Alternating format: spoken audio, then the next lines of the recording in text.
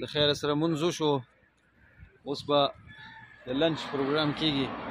دې ټایم کې ما سره دا محسن، قادر بخش، جمشید دوی ولاړ دي او د لنچ نه بعد به انشاءالله موږ د کراچۍ په طرف روانېږو.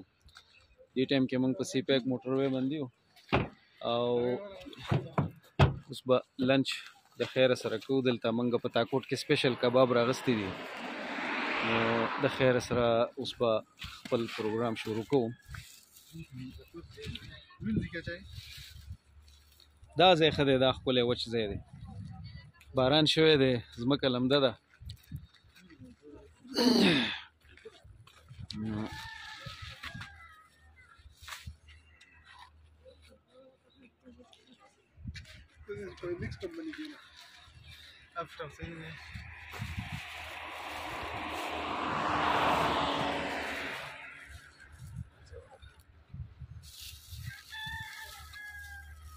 محسن لګیا دی، پروګرام یې شروع کړلی. بس د تاکوټ سپیشل کباب راویستی شو، ګرم ګرم دی.